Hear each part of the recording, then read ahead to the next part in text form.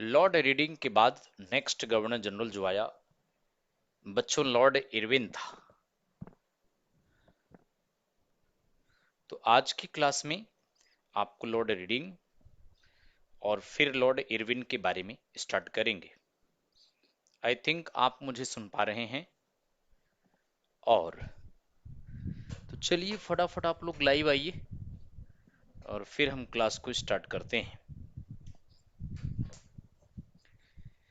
Freedom struggle का महत्वपूर्ण topic है बच्चे, स्वतंत्रता संग्राम। कुछ देर में गांधी के बारे में भी स्टार्ट हो जाएगा। पिछली क्लास में कमेंट नहीं चल रहा था। आई थिंक आज की क्लास सब कुछ ओके होगा। चूंकि लास्ट क्लास में हमने बात किया था तो कह रहे थे एक दो दिन में ठीक हो जाएगा, तो ठीक हो गया है लगभग, आई थिंक सो। बट आप लोग कमेंट करके बताएंगे कि क्या कमेंट बॉक्स में कमेंट हो रहा है, वीडियो ठीक चल रहा है। उसके आधार पर फिर हम आपको आगे की क्लास पढ़ाने वाले हैं।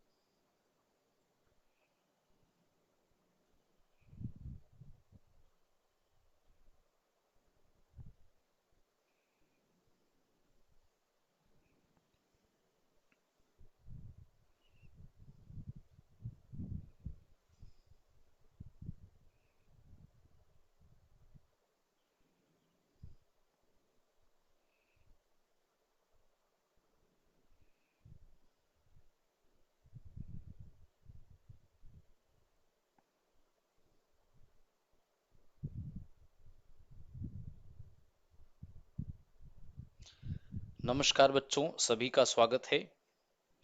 मैं एस के यादव। आज की क्लास में हम आपको फ्रीडम स्ट्रगल के बारे में बताने वाले हैं। तो चलिए फटाफट लाइव आ जाइए और आप बताइए कि आपको वीडियो ठीक दिख रहा है बच्चे।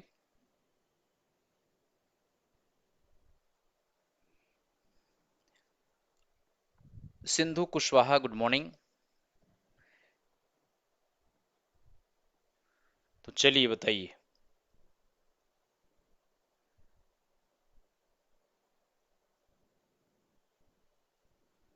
वीडियो ठीक दिख रहा है बच्चों? आज तो आई थिंक आपका स्क्रीन जो है ठीक दिख रहा होगा। और आज की क्लास में आपको कमेंट भी करने को मिल रहा है, कमेंट हो रहा है ना? तो चलिए फटाफट आप लोग लाइव आइए, फिर आज की क्लास को हम स्टार्ट करते हैं। आज तो कमेंट हो रहा है, यस। सिंधु कुशवाहा कमेंट कर रहे हैं, तो आज तत्काल कमेंट आ रहा था। लास्ट क्लास में तो कमेंट जो है बड़ा डिले कर रहा था, आ भी नहीं रहा था। तो आई थिंक आज की क्लास में कमेंट प्रॉपर वे में आ रहा है। तो आज हम आपको लॉर्ड रीडिंग के बारे में पढ़ाएंगे, पिछली क्लास में जो आप पढ़ रहे थे। और उसके बाद लॉर्ड इरविन के बारे में भी आज बताने वाले हैं। तो जैसा कि आप जानते हैं 1925 तक हमने बताया था। 1925 में किस तरह से क्या क्या घटनाएं हुआ था, 1925 में हम आपको बताने वाले हैं।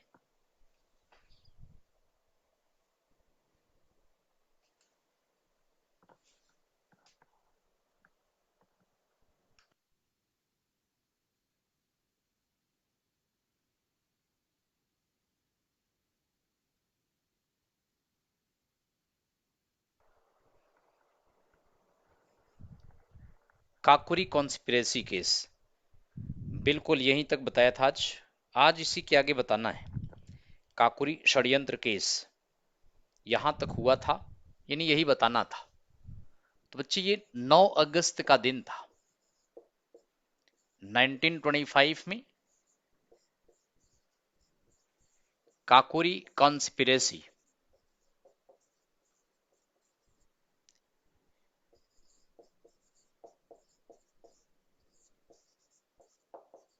इसके बारे में आज आपको बताना है कि किस तरह काकोरी षड्यंत्र में हिंदुस्तान रिपब्लिकन एसोसिएशन के क्रांतिकारी नेताओं ने काकोरी षड्यंत्र को कैसे अंजाम दिया था। हिंदुस्तान रिपब्लिकन एसोसिएशन के कई नेता इस घटना को अंजाम दिया था। काकोरी उत्तर प्रदेश में लखनऊ के पास एक रेलवे स्टेशन का नाम। क्रांतिकारियों को यह खबर आई कि British government 8 down passenger train जो कि शाहजहांपुर से लखनऊ जा रही थी, उस ट्रेन में कुछ खजाने और बंदूकें भेज रही थी। क्रांतिकारियों को कहा गया इस ट्रेन को लूट लिया जाए। तो 8 डाउन पैसेंजर ट्रेन थी शाहजहांपुर से लखनऊ की तरफ। लखनऊ से एक स्टेशन पहले काकोरी रेलवे स्टेशन पर क्रांतिकारियों ने ट्रेन को चेन पुलिंग करके रोक लिया और फिर गार्ड के केबिन से एक बड़ा सा लोहे का बक्सा उतारा, जिस पर अशफाकुल्ला ने हथौड़े चलाया। कुछ बंदूकें और खजाने लूटकर भागने लगे। पुलिस फोर्स आ गई। तत्काल तो नहीं पकड़ पाए, लेकिन बाद में इन क्रांतिकारी नेताओं को पकड़ा गया। काकोरी षड्यंत्र केस का नेता अगर आपसे पूछें तो राम प्रसाद बिस्मिल थे बच्चे। राम प्रसाद बिस्मिल यह प्रमुख नेता थे। इनके साथ अशफाक उल्ला खान थे।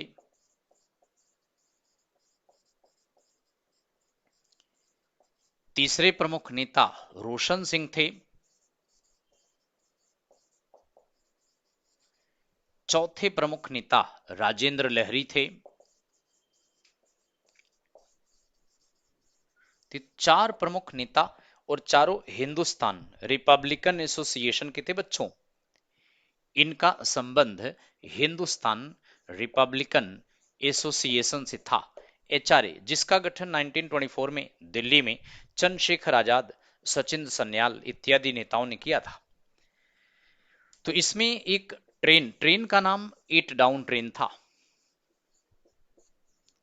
8 डाउन ट्रेन था जिसे क्रांतिकारियों ने लूट लिया था।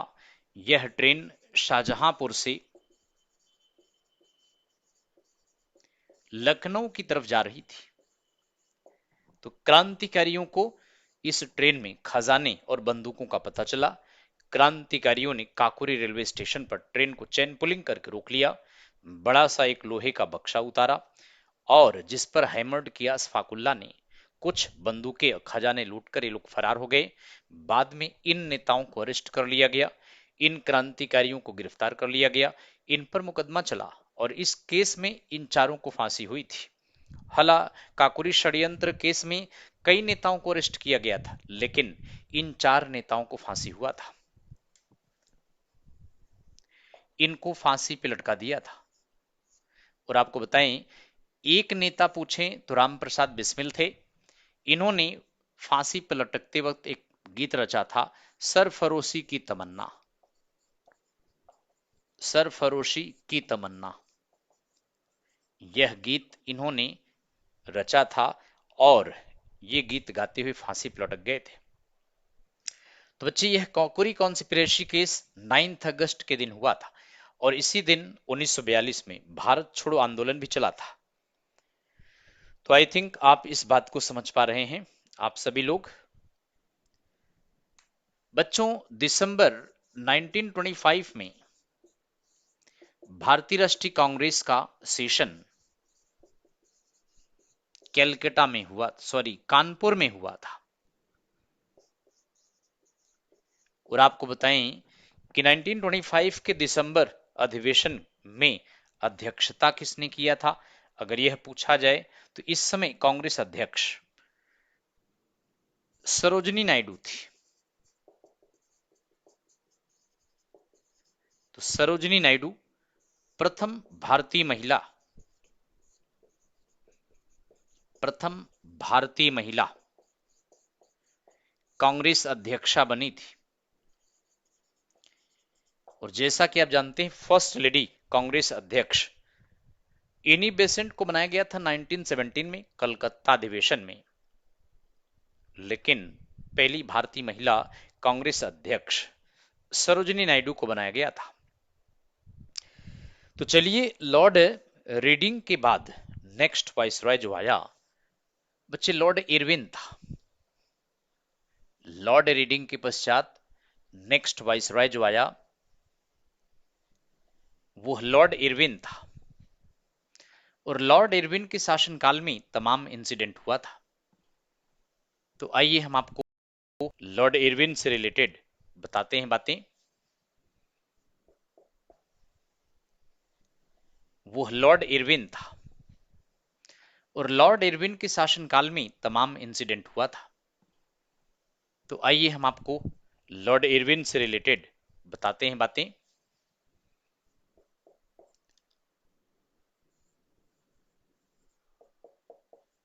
नेक्स्ट वाइसरॉय लॉर्ड इरविन 1926 से लेकर ये 1931 तक रहा था। तो इसके शासनकाल में तमाम घटनाएं घटित हुई थी। वैसे गांधी का दूसरा जन आंदोलन अगर आप देखें तो लॉर्ड इरविन के शासनकाल में स्टार्ट हुआ था। लॉर्ड इरविन उस समय भारत का गवर्नर जनरल बनकर आया था जिस समय इंग्लैंड में कंजर्वेटिव पार्टी की सरकार सत्ता में थी। तो कंजर्वेटिव पार्टी जो थी वह काफी स्ट्रिक्ट पॉलिसी अडॉप्ट करती थी। तो बच्चे लॉर्ड इरविन के शासनकाल में वैसे 1927 में साइमन कमीशन का गठन किया गया था। साइमन आयोग इसका गठन किया गया और ये तो आप जानते हैं कि साइमन कमीशन 1928 29 में दो बार इंडिया आया था। तो साइमन कमीशन का गठन 1927 में किया गया था। साइमन कमीशन का गठन क्यों किया गया? साइमन कमीशन गठन करने के पीछे क्या उद्देश्य था? तो साइमन कमीशन का उद्देश्य था कि 1919 में भारत सरकार अधिनियम भारत में लागू किया गया, उसका भारत पर इंपैक्ट क्या पड़ा, उसकी जांच के लिए साइमन कमीशन का गठन ब्रिटिश गवर्नमेंट जो कंजर्वेटिव सरकार थी उसने किया था। तो आपको बताएं कि समय इंग्लैंड का किंग जॉर्ज फिफ्थ था, जॉर्ज पंचम, और इंग्लैंड का प्राइम मिनिस्टर 1927 में गवर्नमेंट ऑफ इंडिया एक्ट 1919 को रिव्यू करने के लिए कि भारत पर डायरकी का क्या इंपैक्ट पड़ा, इसके लिए इसकी जांच के लिए साइमन कमीशन को भेजा गया था। लेकिन इंग्लैंड की 3 पार्टियों का 7 सदस्यीय साइमन कमीशन गठित किया गया जो बॉम्बे में 1928 में लैंड किया था। तो यह कमीशन 1928 में बॉम्बे में लैंड किया था।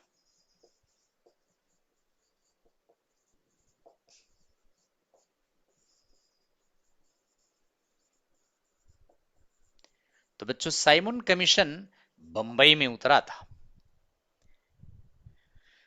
और जब यह साइमन कमीशन बंबई में उतरा तो इसका जम के प्रोटेस्ट किया गया और जहां भी गया इस कमीशन का इंडिया में हर जगह प्रोटेस्ट किया गया। इसमें 7 सदस्य थे और सारे के सारे सदस्य अंग्रेज थे, इसलिए इस कमीशन को गोरा आयोग कहा गया है। इस कमीशन को व्हाइट कमीशन भी कहा गया है। यानी गोरा आयोग के नाम से इसको जाना गया है। तो जितने भी सदस्य थे सातों के सात अंग्रेज थे, कोई इंडियन सदस्य नहीं था। इसलिए इस कमीशन का इंडिया में जमकर प्रोटेस्ट किया गया। वैसे इस कमीशन को 1929 में आना था, लेकिन यह कमीशन 1928 में ही आ गया, अर्थात एक साल पहले आ गया। जब किसको 1929 में आना था, क्या करने आना था?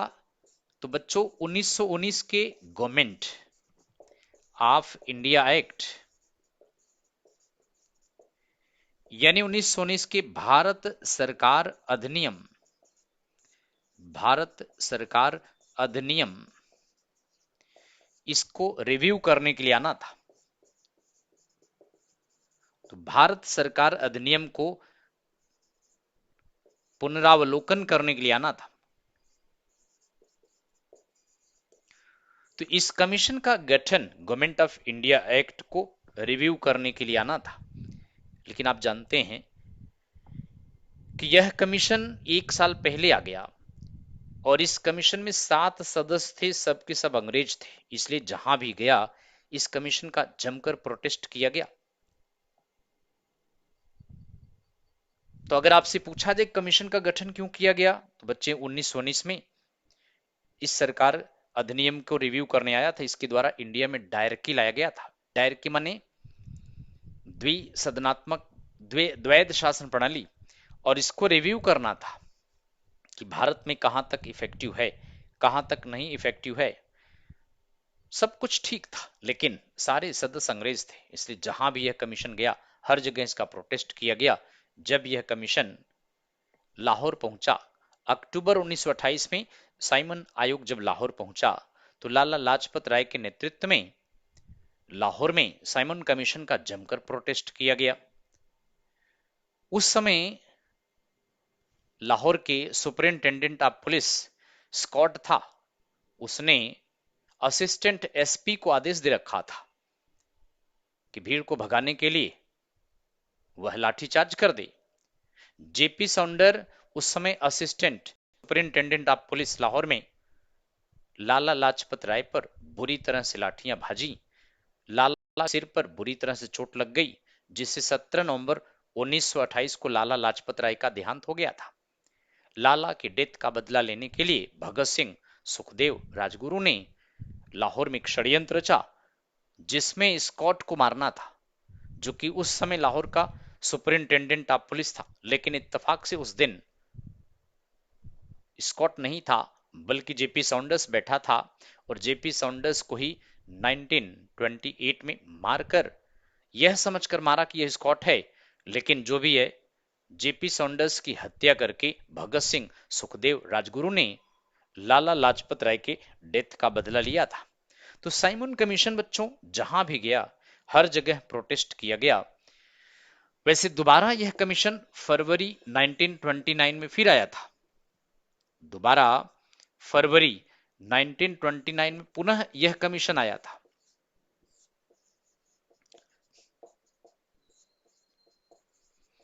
तो दोबारा आया, लेकिन मेन काम इसका पहली बार में ही किया गया था। हालांकि इसने तमाम सिफारिश किया था, इन सिफारिशों को कांग्रेस ने एक्सेप्ट नहीं किया था। तो साइमन कमीशन दो बार आया था। एक बार मार्च 1928 में आया, दोबारा फरवरी 1929 में आया। जहां भी गया यह नारा भी दिया गया, Simon go back, Simon go back, यह स्लोगन दिया गया था।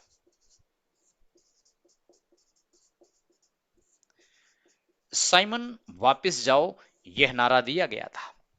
और अक्टूबर 1928 में पहली बार जब आया था, तो साइमन कमीशन बच्चों लाहौर में गया। साइमन कमीशन जब लाहौर में पहुंचा तो लाला लाजपत राय ने जमकर इसका प्रोटेस्ट किया।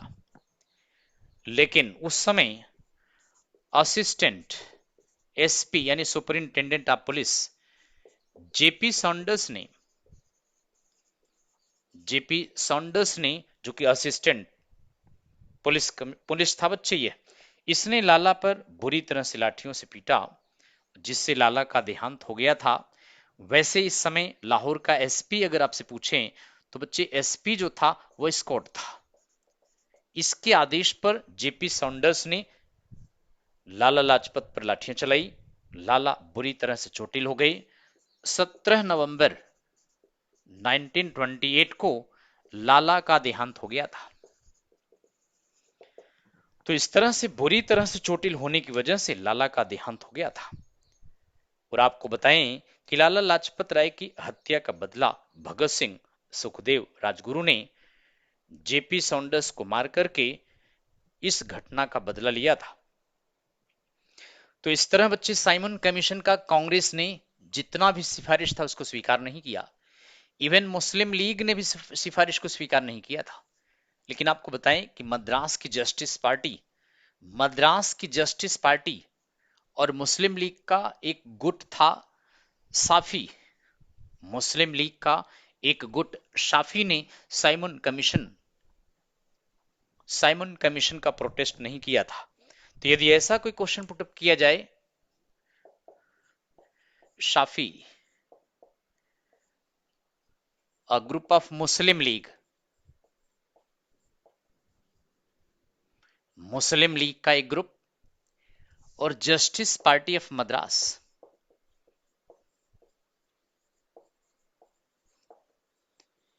इन दोनों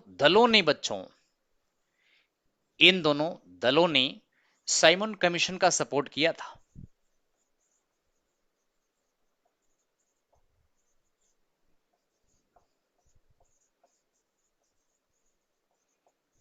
तो यही ऐसे दो दल थे इंडिया के जिन्होंने साइमन कमीशन का सपोर्ट किया था। बाकी कांग्रेस व अन्य जितने भी दल थे सभी ने इस कमीशन का प्रोटेस्ट किया था। बाकी इसकी रिपोर्ट का भी प्रोटेस्ट किया था, लेकिन इन दोनों ने सपोर्ट किया था।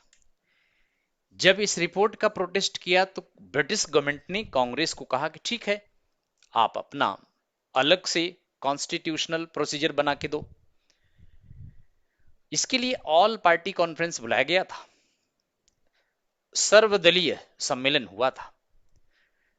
सर्वदलीय सम्मेलन लखनऊ में हुआ, जिसमें सारे दल लखनऊ में सर्वदलीय सम्मेलन में भाग लिए, जिसमें मोतीलाल नेहरू को कॉन्स्टिट्यूशनल प्रोसीजर बनाने के लिए चुना गया। मोतीलाल नेहरू ने भारत का एक संविधान का खाका तैयार करके ब्रिटिश गवर्नमेंट को दिया और कहा 31 दिसंबर 1929 तक नेहरू रिपोर्ट को ब्रिटिश गवर्नमेंट एक्सेप्ट करे। लेकिन ब्रिटिश गवर्नमेंट ने एक्सेप्ट नहीं किया। अन्यथा कांग्रेस ने कहा था बच्चों, रवि गुड मॉर्निंग बच्चे, रवि पूनम गुड मॉर्निंग। तो बताइए, समझ में आ रहा है रवि? बहुत देर में आए हो आप, आधे घंटे हो गया लगभग क्लास।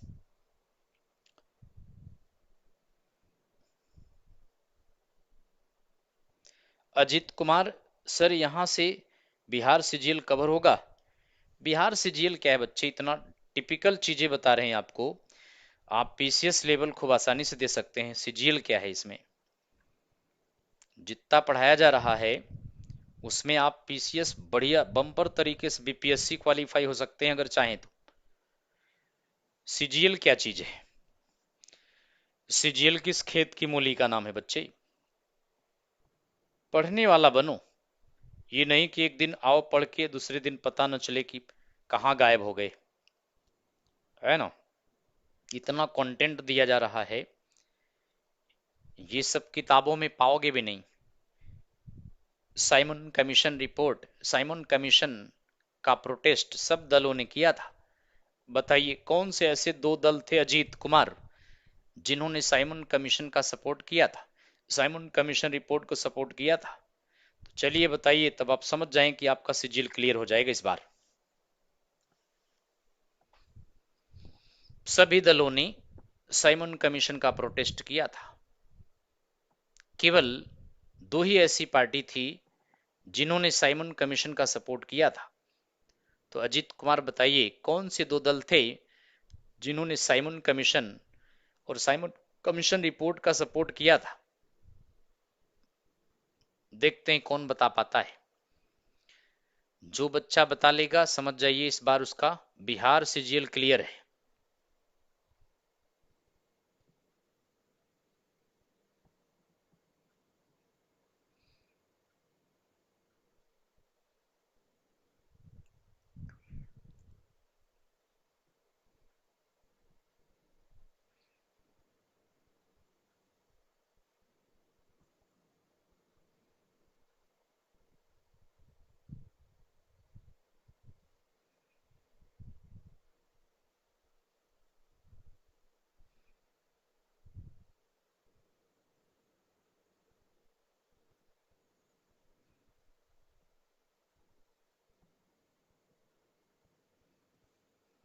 बहुत बढ़िया। बहुत कम बच्चे बता पाए, और जबकि हमने बोर्ड पे लिखा है। साफी पार्टी मुस्लिम लीग का एक ग्रुप था, इसने साइमन कमीशन का सपोर्ट किया था। जस्टिस पार्टी मद्रास का, इन्होंने भी साइमन कमीशन का सपोर्ट किया था। बाकी भारतीय राष्ट्रीय कांग्रेस और मुस्लिम लीग, अन्य दलों ने साइमन कमीशन रिपोर्ट का भी प्रोटेस्ट किया था और साइमन कमीशन का भी विरोध किया था। तो इस तरह से साइमन कमीशन बेहद इंपॉर्टेंट था, जहां भी गया हर जगह इसका प्रोटेस्ट किया गया था। लेकिन यही दो दल इसका सपोर्ट किए थे बच्चों। यही प्रश्न था, आप लोग बता नहीं पाए, गलत गलत बता रहे हो। अब आपको बताएं कि साइमन कमीशन के खिलाफ 1928 में नेहरू रिपोर्ट आया था। यदि आपसे पूछा जाए कि नेहरू रिपोर्ट किसने तैयार किया था, तो बच्चे इस रिपोर्ट को मोतीलाल नेहरू ने तैयार किया था। ये जवाहरलाल नेहरू के फादर थे। तो जवाहरलाल नेहरू के पिताजी मोतीलाल नेहरू थे। ऑल पार्टी कॉन्फ्रेंस,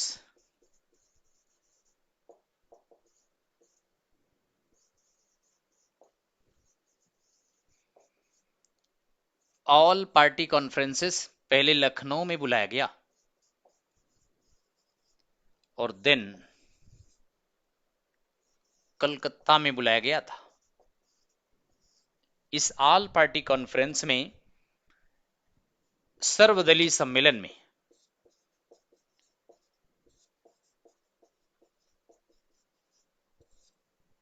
दो दो हुआ था। नेहरू रिपोर्ट को मान्यता दिया गया था और ब्रिटिश गवर्नमेंट को धमकाया गया था कि ब्रिटिश गवर्नमेंट नेहरू रिपोर्ट को 31 दिसंबर 1929 तक एक्सेप्ट करे। यह ब्रिटिश गवर्नमेंट के लिए धमकी था बच्चों, कि यदि ब्रिटिश गवर्नमेंट इस डेट तक एक्सेप्ट नहीं करती नेहरू रिपोर्ट को। अब नेहरू रिपोर्ट में था क्या कि भारत में एक फेडरेशन का गठन किया जाए, भारत में बाई कैमरल सिस्टम हो, द्विसदनात्मक व्यवस्था हो, और भारत में वाइसरॉय की काउंसिल में भारतीयों का प्रतिनिधित्व हो, मुस्लिम माइनॉरिटी कम्युनिटी का आरक्षण समाप्त किया जाए, अर्थात जहां जहां मुस्लिम सीटें रिजर्व हैं या माइनॉरिटी सीटें रिजर्व हैं उन्हें समाप्त किया जाए, जहां मुस्लिम्स मेजॉरिटी में हैं या जहां माइनॉरिटी मेजॉरिटी में है वहां बिल्कुल रिजर्वेशन समाप्त किया जाए, जहां हिंदू माइनॉरिटीज में हैं वहां उनकी सीट रिजर्व किया जाए।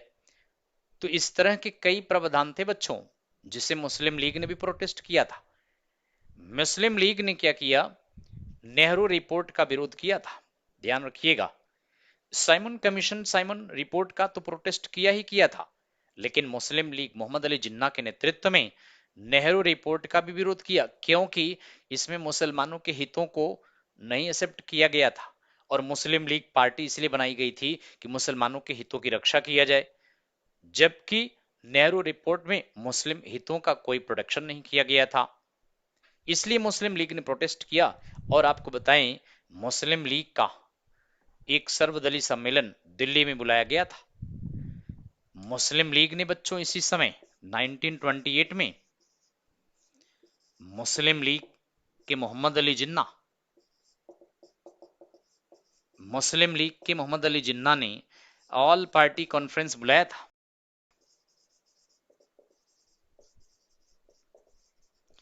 तो मुस्लिम लीग ने कहां पर बुलाया? दिल्ली में ऑल पार्टी कॉन्फ्रेंस बुलाया गया था, जिसमें आपको बताएं कि मोहम्मद अली जिन्ना ने नेहरू रिपोर्ट के अगेंस्ट में 14 सूत्री कार्यक्रम पेश किया था।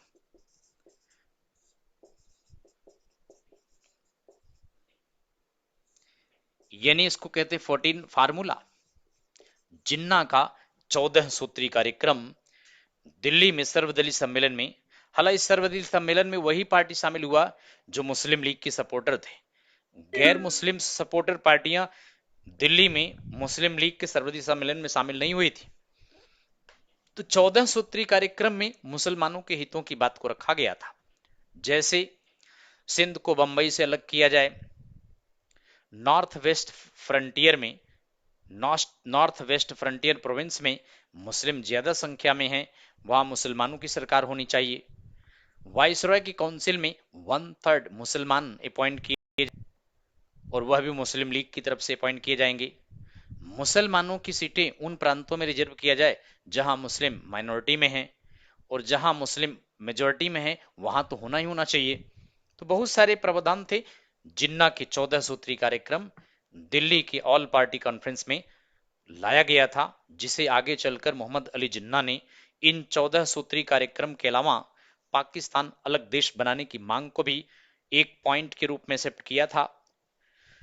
तो इस तरह से बच्चों 1928 में तमाम बातें जो आई हैं बेहद इंपॉर्टेंट हैं। अगले पॉइंट की तरफ चलते हैं और आपको बताते हैं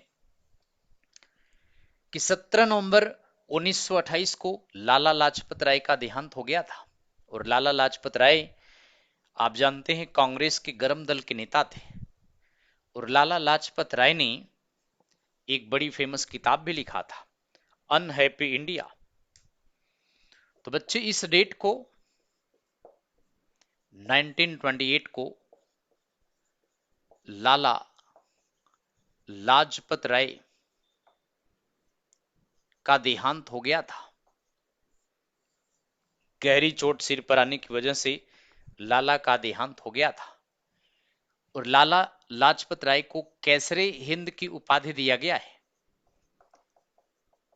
सॉरी, कैसरे हिंद तो नहीं, इनको केसरे पंजाब या पंजाब केसरी की टाइटल दिया है। लॉयन ऑफ पंजाब कहा गया बच्चों, लॉयन ऑफ पंजाब यह लाला लाजपत राय को कहा गया है, या शेरे पंजाब कहा गया है। तो इस तरह से पंजाब का शेर लाला लाजपत राय को कहा गया है। हालांकि इन्होंने एक बड़ी फेमस किताब लिखा था, अनहैप्पी इंडिया। यह इनकी बहुत ही पॉपुलर किताब है, दुखी भारत। और आपको बताएं कि लाला लाजपत राय यह गरम दल के नेता थे। लाला लाजपत राय ने all India trade union Congress को बनाने में महत्वपूर्ण रोल प्ले किया था। लेकिन 1894 में इन्होंने पंजाब नेशनल बैंक की भी स्थापना किया था, यानी पीएनबी, जो आज भी है। लाला लाजपत राय का पीएनबी में पहला अकाउंट है। लाला लाजपत राय ने लाला हंसराज के साथ मिलकर लाहौर में डीएवी स्कूल कॉलेज को भी स्टार्ट किया था। Lala Hansraj DAV school college के पहले प्रिंसिपल थे बच्चों। So these are very important point. लेकिन आपको बताएं कि लाला लाजपत राय की डेथ का बदला दिसंबर 1928 में लाहौर कॉन्स्पिरेसी में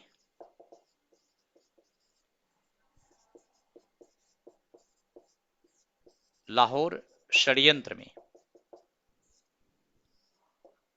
भगत सिंह,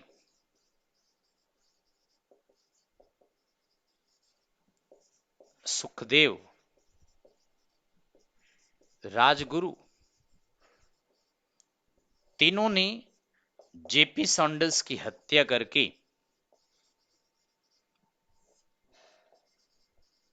तो बच्चों इन्होंने तीनों ने लाहौर षड्यंत्र में जेपी सॉन्डर्स की हत्या करके लाला लाजपत राय के डेथ का बदला लिया था। हालांकि इस समय इन क्रांतिकारी नेताओं को कोई पकड़ नहीं पाया।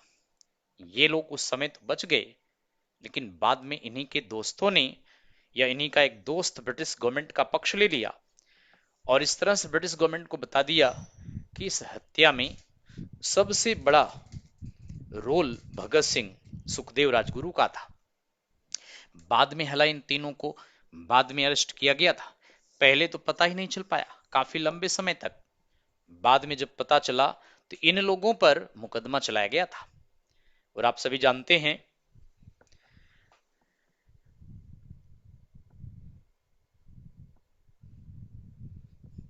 तो यह बेहद फेमस पॉइंट है जो आपको हमने बताए हैं। तो 1928 में लाहौर षड्यंत्र में इन तीनों की माने तीनों ने मिल करके जेपी सॉन्डर्स की हत्या किया और लाला लाजपत राय को शेरे पंजाब कहा गया है। इनको यह टाइटल भगत सिंह ने दिया था, लायन ऑफ पंजाब, शेरे पंजाब, और इनके फॉलोअर सुखदेव और राजगुरु ने दिया था लायन ऑफ पंजाब। भगत सिंह ने इनको कहा था, जबकि जेपी सॉन्डर्स की हत्या करके भगत सिंह सुखदेव राजगुरु ने लाला लाजपत राय की डेथ का बदला लिया था और बाद में इनको पकड़ा गया, इन पर मुकदमा चलाया गया और बाद में आपको बताएं 14 फरवरी 1431 को इन तीनों को फांसी की सजा सुनाई गई थी। तीनों को 14 फरवरी 1931 में फांसी की सजा हुई, लेकिन तीनों को 23 मार्च 1931 को लाहौर जेल में फांसी हो गई थी। तो 23 मार्च 1931 को तीनों भगत सिंह सुखदेव राजगुरु को जेपी सॉन्डर्स मर्डर केस में फांसी हो गया था। और बच्चों बेहद इंपॉर्टेंट पॉइंट एक और है कि भगत सिंह सुखदेव राजगुरु को जिस दिन फांसी दिया गया यानी 23 मार्च के दिन, उस दिन को अब शहीदी दिवस के रूप में मनाया जाता है, मार्टियर्स डे के रूप में ऑब्जर्व किया जाता है। एक दिन और है जिसको शहीदी दिवस के रूप में मनाते हैं, 30 जनवरी वाला दिन। 30 जनवरी 1948 को गांधी की हत्या नाथुराम गोडसे ने किया था, इसलिए 30 जनवरी को भी शहीदी दिवस के रूप में मनाते हैं। और वैसे 23 मार्च को शहीदी दिवस भगत सिंह सुखदेव राजगुरु के फांसी की सजा की वजह से कहा जाता है। और 23 मार्च को भी पाकिस्तान दिवस भी होता है, क्योंकि 23 मार्च 1940 को जिन्ना ने पहली बार पाकिस्तान अलग देश बनाने की मांग किया था। तो इस तरह से भगत सिंह सुखदेव राजगुरु इनको फांसी हो गई थी बच्चे। लेकिन आपको बताएं कि लाहौर जेल में जो व्यवस्था थी वो ठीक ठाक नहीं था। तो लाहौर जेल की व्यवस्था को ठीक करने के लिए, मैनेजमेंट को ठीक करने के लिए इन क्रांतिकारी नेताओं ने फांसी से पहले लाहौर जेल में अनशन किया था, भूख हड़ताल किया था। इन्हीं का भगत सिंह सुखदेव राजगुरु का एक दोस्त था जतीन दास। जतीन दास 63 दिन तक कुछ भी नहीं खाया पिया।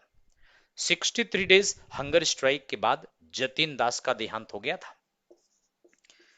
तो बच्चे जतीन दास ऐसे क्रांतिकारी थे जो 63 दिन हंगर स्ट्राइक के बाद मर गए थे। ऐसे क्रांतिकारी जो 63 दिन तक हंगर स्ट्राइक किया था, कहां पर किया था? तो लाहौर जेल में इन्होंने किया था। 63 डेज हंगर स्ट्राइक के बाद 64वें दिन इनका देहांत हो गया था। ब्रिटिश अधिकारी जेल के बहुत प्रयास किए कि इनके हंगर स्ट्राइक को तोड़वा दिया जाए, लेकिन नहीं तोड़े। अगर ऐसा कोई क्वेश्चन पुटअप किया जाता है बिहार सीजीएल में कि ऐसा क्रांतिकारी बताओ जो 63 दिन हंगर स्ट्राइक या सबसे लंबे दिन तक हंगर स्ट्राइक किया था, तो वह व्यक्ति जतीन दास होंगे। तो इस तरह से बेहद इंपॉर्टेंट पॉइंट्स हैं जो बिहार सीजीएल में पूछा जा सकता है। और बाकी पीसीएस, बिहार पीसीएस में भी अगर कोई दे रहे हैं तो पूछा जा सकता है, और एसएससी सीजीएल में भी पूछा जा सकता है ये सारे क्वेश्चंस। या इसके अलावा बच्चे कोई भी एग्जाम आप दे रहे हैं जीके में, हिस्ट्री का, ये कोई भी पॉइंट्स क्वेश्चन में पूछा जा सकता है।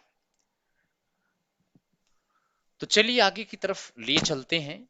भगत सिंह, सुखदेव, राजगुरु तीनों को 23 मार्च 1931 को लाहौर जेल में फांसी हो गई थी।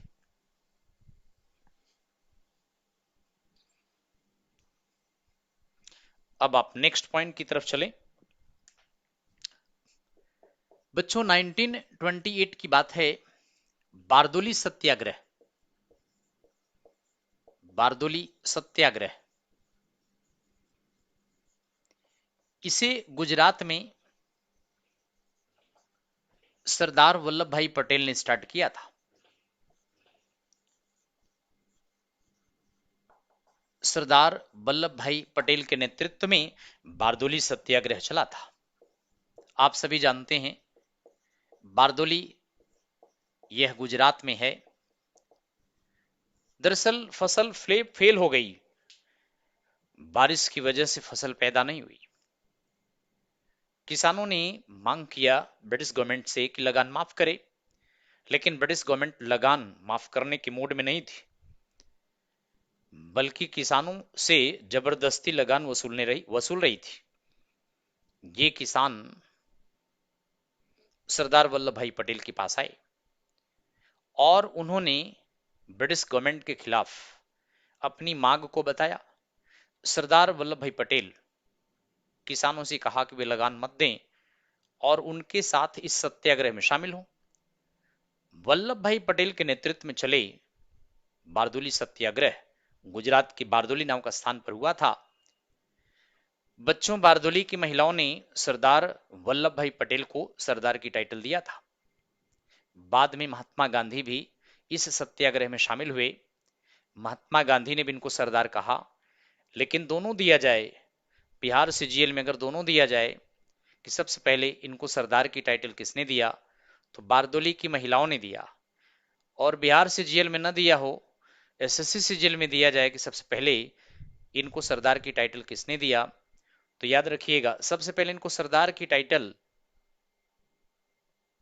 बारदोली की महिलाओं ने दिया था। कई बार क्वेश्चन आ चुका है। बाद में अगर न दिया हो तब गांधी लगाइएगा, इनको सरदार की टाइटल वुमेन ऑफ बारदोली ने दिया था। तो बच्चे, बारदोली की महिलाओं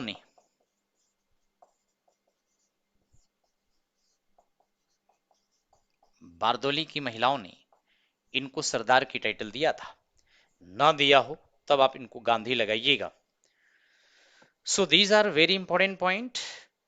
इस सत्याग्रह में सरदार वल्लभ भाई पटेल सफल हुए और आप जानते हैं 20% किसानों के लगान माफ कर दिए गए थे।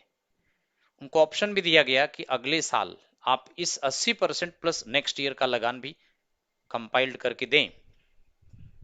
ब्रिटिश गवर्नमेंट सरदार वल्लभ भाई पटेल की बात मान गई। बाकी तो आप सब बड़े पढ़े लिखे हो। सरदार वल्लभ भाई पटेल को सरदार की टाइटल मिला है, लौह पुरुष भी कहा गया है, इनको आयरन मैन ऑफ इंडिया भी कहते हैं। सरदार वल्लभ भाई पटेल को भारत का बिस्मार्क भी कहा गया है। इंडिया का बिस्मार्क सरदार वल्लभ भाई पटेल को कहा गया है। जबकि बिस्मार्क, ऑटोहन बिस्मार्क पूरा नाम है, ऑटोहन बिस्मार्क, यह जर्मनी के थे। जर्मनी के किंग फ्रेडरिक द ग्रेट के प्राइम मिनिस्टर ऑटोहन बिस्मार्क थे। ऑटोहन बिस्मार्क ने 1871-72 में जर्मनी का एकीकरण किया था, अर्थात कंप्लीट जर्मनी को एक पावर के अंडर में ला दिया था। पहले जर्मनी के अलग अलग प्रांत थे, अलग अलग जगहों पर अलग अलग प्रकार के शासन थे, लेकिन जर्मनी का एकीकरण ऑटोहन बिस्मार्क ने किया था। इसलिए जर्मनी के ऑटोहन बिस्मार्क को विश्व में आयरन मैन कहा गया है, वर्ल्ड में लौह पुरुष कहा गया है। इंडिया में सरदार वल्लभ भाई पटेल को लौह पुरुष कहा गया है क्योंकि इन्होंने 500 से ज्यादा प्रिंसली स्टेट को भारत में शामिल कर लिया था। इंडियन यूनियन में 500 से ज्यादा प्रिंसली स्टेट को शामिल किया था, इसलिए भारत का एकीकरण सरदार पटेल ने किया था। Statue of unity Sardar Vallabh भाई पटेल की लगी हुई है गुजरात के बड़ोदरा में सरदार सरोवर डैम के सामने, जो वर्ल्ड में सबसे हाईएस्ट स्टैच्यू है, 182 182 मीटर ऊंची है यह स्टैच्यू। सरदार वल्लभ भाई पटेल भारत के फर्स्ट होम मिनिस्टर और फर्स्ट डिप्टी प्राइम मिनिस्टर भी थे। भारत के प्रथम गृह मंत्री और प्रथम उप प्रधानमंत्री भी थे बच्चों। तो ये सारी बातें सरदार पटेल के लिए बेहद फेमस हैं। और सरदार पटेल 1931 में 1931 में कराची सेशन में कांग्रेस अध्यक्ष बने थे। इन्होंने कराची सेशन 1931 में फंडामेंटल राइट्स को कांग्रेस अधिवेशन में प्रस्ताव रखा, जिसे पारित कर दिया गया था। तो कराची सेशन 1931 में सरदार वल्लभ भाई पटेल ने फंडामेंटल राइट्स को प्रस्ताव रखा, जिसे पारित किया गया था। तो चलिए आगे की तरफ, नेक्स्ट पॉइंट की तरफ चलते हैं और आपको बताते हैं कि बच्चों 1929 में इस समय 1929 में भगत सिंह एंड बटुकेश्वर दत्त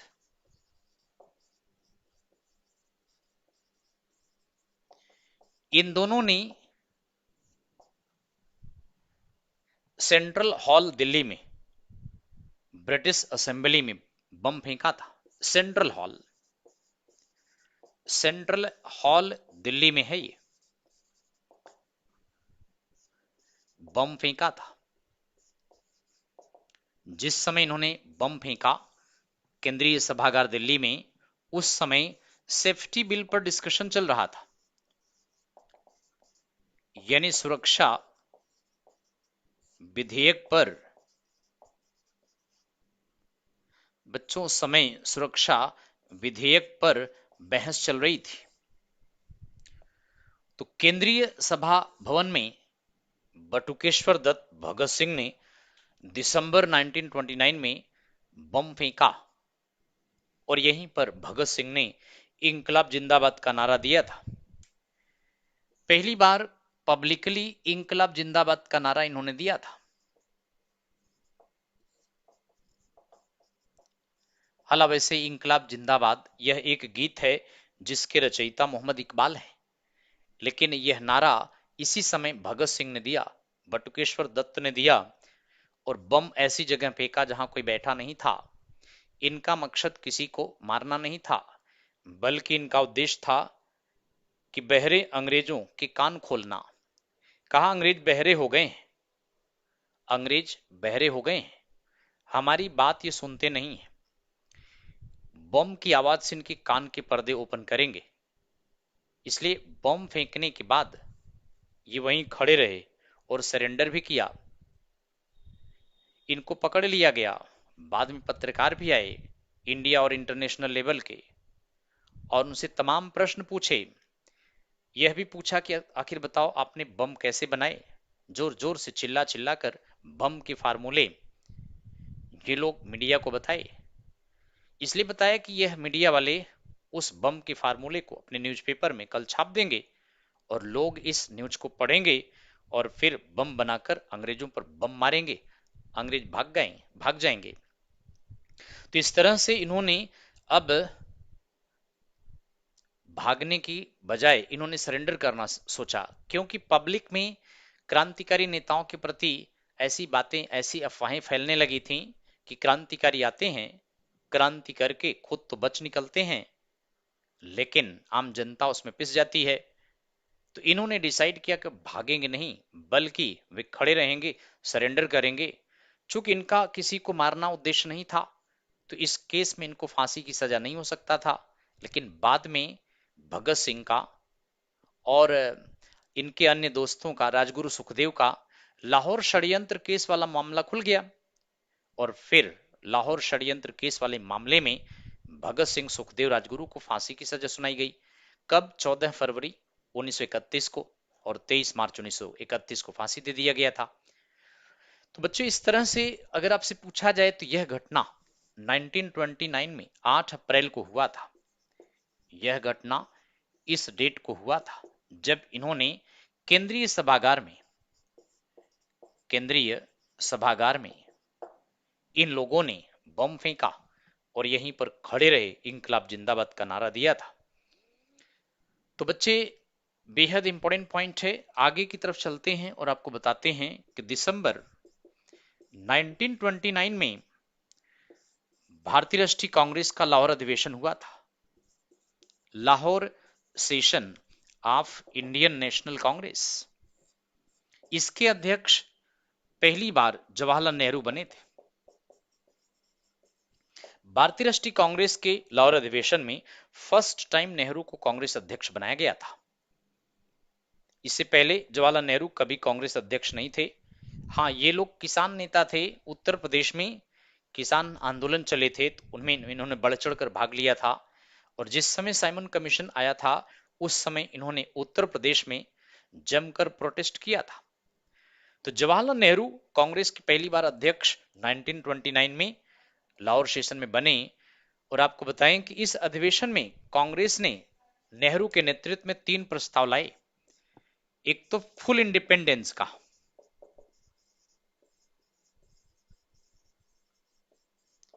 यानी पूर्ण स्वराज का। दूसरा, try colour flag, try colour flag, तिरंगा झंडा। इसको नेशनल फ्लैग के रूप में शिफ्ट किया गया इसी समय। इस अधिवेशन में नेशनल फ्लैग के रूप में शिफ्ट किया गया। और 26 जनवरी 1930 को फर्स्ट फुल इंडिपेंडेंस डे के रूप में ऑब्जर्व करेंगे। फर्स्ट फुल इंडिपेंडेंस डे, यह डिसाइड किया गया था इस अधिवेशन में कि 26 जनवरी 1930 वाले दिन को प्रथम स्वतंत्रता दिवस के रूप में ऑब्जर्व करेंगे। 26 जनवरी 1930 को फर्स्ट फुल इंडिपेंडेंस डे के रूप में ऑब्जर्व करेंगे, प्रथम पूर्ण स्वतंत्रता दिवस के रूप में मनाया करेंगे। तो ये प्रस्ताव कांग्रेस के इस अधिवेशन में पारित किया गया था बच्चों। तो आई थिंक आप लोगों को समझ में आ रहा है। और इसके बाद आपको बताएं कि 31 दिसंबर 1929 या 1 जनवरी 1930 वाला दिन, अर्थात मिडनाइट को, इस दिन मिडनाइट को, तो 31 दिसंबर अथवा 1 जनवरी था, मध्य रात्रि को नेहरू ने रावी नदी के तट पर, रावी रिवर के तट पर लाहौर में तिरंगे को पहली बार फहराया था। तो first time try colour flag को रावी नदी के तट पर मिडनाइट को 31 दिसंबर अथवा 1 जनवरी, यानी मिडनाइट को 12 रात का जैसे 12 बजा तो 31 दिसंबर का अंतिम मोमेंट था या 1 जनवरी का स्टार्टिंग मोमेंट था। तो तिरंगा इसी समय पहली बार फहराया गया मध्य रात्रि को नेहरू के द्वारा। तो चलिए फटाफट बताइए, आप लोग समझ पा रहे हैं?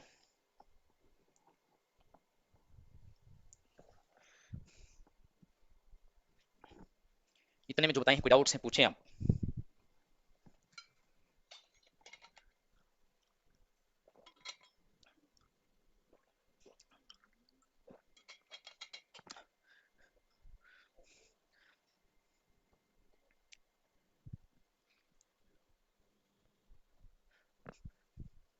तो भारतीय राष्ट्रीय कांग्रेस के लाहौर सेशन में पहली बार तिरंगा रावी नदी के तट पर मध्य रात्रि को जवाहरलाल नेहरू ने फहराया। यह कांग्रेस के इस समय अध्यक्ष थे। तो इस तिरंगे को फर्स्ट टाइम इस अधिवेशन में एक्सेप्ट किया गया जिसमें गांधी का चरखा था। और इस तिरंगे को पहली बार 31 दिसंबर 1929 के मिडनाइट को या 1 जनवरी के स्टार्टिंग मोमेंट को लाहौर में रावी नदी के तट पर जवाहरलाल नेहरू जो अध्यक्ष थे, इन्होंने इस झंडे को फहराया। आगे चलकर इस झंडे को भारत की स्वतंत्रता का प्रतीक माना गया। आज भी तिरंगा, लेकिन आज के तिरंगे में 24 स्पोक्स वाली व्हील है, जिसे आप सभी लोग जानते हैं। 24 स्पोक्स वाली व्हील है। तो इस झंडे को अब नेशनल फ्लैग के रूप में लिया गया है। तो आई थिंक ये क्लास में आपको समझ में आ गया होगा।